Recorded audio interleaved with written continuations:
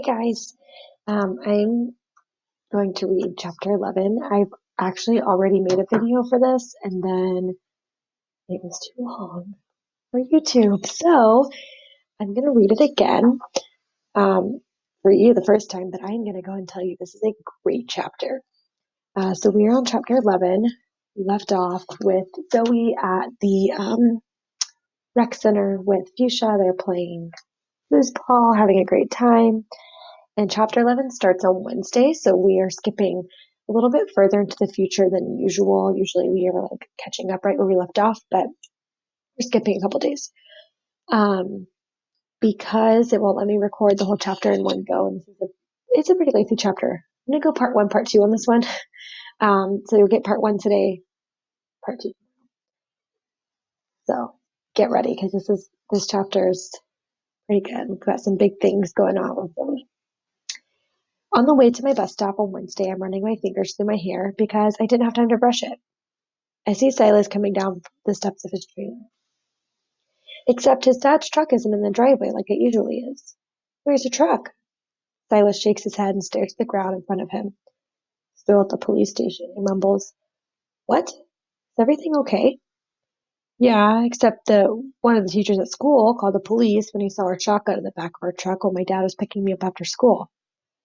Silas is walking fast, and I hustle up to catch up to him. What happened? I ask. The police were nice enough. They got it that he was picking me up to go hunting. They just had to hold the truck overnight for security purposes. But at least they gave us a ride to the woods around Squaretail Brook so we could go hunting, and my dad and I had a great time anyway. Still, that teacher wasn't a fan of hunting. Silas shakes his head. If he eats meat, he sure isn't thinking about where it comes from. You're going to keep on hunting, though, right? Of course I am. I nod. You better. He looks at me for a long moment. So aren't you going to ask me what we found yesterday? I bite back a smile. What'd you find? Silas stares up into the white sky. More coyote tracks, porcupine scat, and the newest snow was so dry that whenever sun slid off the high tree branch, it was like shining bits of gold shimmering down in the sunlight. I stare at Silas. I get why he keeps his mouth shut as soon as he's around other kids. Otherwise, people would stand in line just to beat him up. No signs of the bobcat? Silas grins. Not yet. On the bus, I ignore the eighth grade boy who pretend coughs some comment I can't understand and lean my face against the window. I can see Matt's house as soon as we turn around the corner onto his street.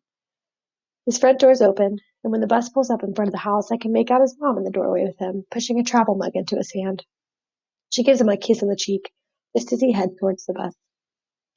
That coffee? Someone calls as Matt makes his way down the aisle of the bus. Yeah, right, Matt says. Banana peanut butter smoothie. I was up late working on that essay for social studies, and I didn't have time for breakfast. I try to picture my mom pulling herself out of bed to make me a smoothie because I'm tired in the morning, as if she wasn't exhausted, as if she didn't have to take care of Hector, as if Frank wouldn't throw a fit for getting woken up by a blender, as if we had a working blender, as if we had bananas, as if.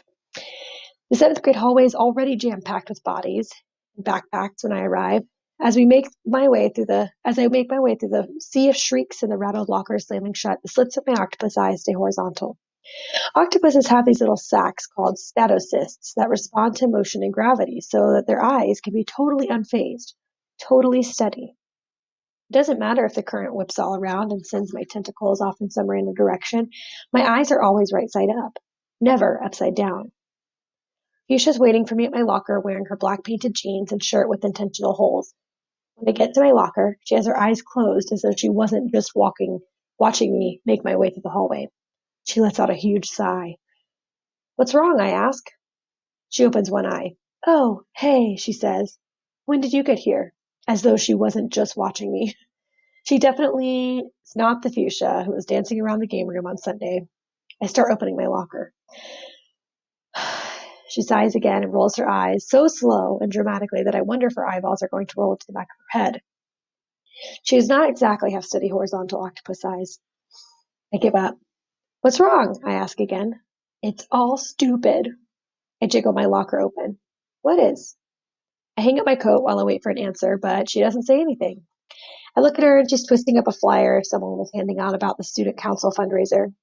The top of it says something about buying Valentine's Day carnations for your sweetie and besties. Mostly, though, she looks like she's going to throw up. I push my locker shut. What's going on? Crystal and her goo brain decided we might be moving again. What? I say. To where? Just down the street, like we always do. I guess there's some guy, Michael, who's going to cut us a better deal on rent, but ugh. Yusha glares into my locker like it's Crystal's gooey brain. I don't want to move again. And this Michael guy seems super sketch. He started hanging out around Crystal at the bottom of deposit a few weeks ago. And then he offered to give her a ride to Walmart, and she let him. She had enough sense not to let him drive her home afterwards. And here we are 3 weeks later, and who cares if sketchy Michael doesn't know where we live, because soon we're going to be moving into his very own sketchy apartment. Tell your mom you don't want to go.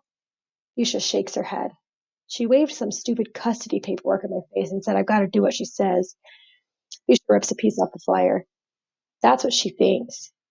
Crystal can turn into a full-on defensive lineman when she wants to. Like when she and my mom had that big falling out that ended their friendship, it was like Crystal tucked her head and tried to plow my mom right over. Jealous, my mom said afterward. And that's why you don't poke your nose in other people's business. And Lenny added plenty of anti-Crystal words of his own. Yusha turns around and kicks the locker she's been leaning against. And she doesn't think I'd be able to bring Jane Kitty with me because this Michael guy doesn't like cats. I shut my locker. What are you going to do? Yusha rips off another section of the flyer and starts balling it up between her fingers. She said she'd call the cops on me if I refused. I take a deep breath. Are you sure this Michael isn't an okay guy? Have you seen him being sketchy? I can tell. He's got sketch written all over him. Do you want to be signing up to move in with him instead? Maybe it won't be so bad, I say. Maybe he'll fall in love with Jane Kitty, just like you did. You could even get your own room. Yeah, right. She glares at me like I'm the one forcing her to move. I'll make sure you're the first one to know when I do. I try to keep my octopus eyes as steady as possible. Well, what do you want me to do? But Fuchsia cuts me off. Maybe Crystal isn't the only one who can make a big deal phone call because all I have to do is call that DCF person and start telling them stuff. Her eyes light up. I could tell her that. I could tell her that she's in for it if she goes ahead with this. Several lockers down, I hear laughter, and I turn to see a bunch of boys with Matt in the middle telling some joke. And then if Fuchsia is stating, wait, what are you looking at? I quickly look away from the group of boys. Nothing. Oh, Fuchsia throws a little paper ball at me. I was totally right, wasn't I? You do have some boy thing going on. I do not. Say it then, she says. Say what? Say, there's not a single boy in this hallway that I could be interested in. You're ridiculous. I'm too loud. Say it. You should get going to your homeroom, I say. Aren't you going to get a detention if you're late again? Say it. I shake my head and walk away past the boys without looking at a single one of them. You didn't say it, Fuchsia calls after me. Fuchsia might have been the only girl willing to be friends with me when I moved back to town in 5th grade, but she doesn't always make it easy. During this week's ACE period, Miss Rochambeau is going on and on about supporting your position with evidence. Too bad I'm pretty clear on my position already. It's I don't belong in ACE period debate club, and I've got plenty of evidence to back it up. Evidence 1. Hermit crabs in the science classroom don't look down on me. The cat drawing girl, whose name is apparently Lydia, is another story. I'm pretty sure she keeps shifting her notebook away from me. Matt hasn't even noticed I'm here. Evidence number 2, the hermit crabs need me, because no one deserves to live in a filthy tank. And Lydia and Matt definitely don't need me. Evidence 3, I stop when I realize Miss Rochambeau is passing out worksheets. I sneak a peek at Lydia, and then a super quick one at Matt. Both of them are already starting to read it. Hopefully this can be like group work during regular class where the other 2 people do the talking and my contribution is to not yell or throw up on anything. And look, 20 minutes later, when it's the end of ACE period, my worksheet is throw up free. Victory is mine, and I don't care that Miss Rochambeau raises her eyebrows when she picks up my worksheet and it's blank. I'm here, aren't I? No one can force me to do anything more than that. Okay, I'm going to stop here. I will pick up part 2 in the next link.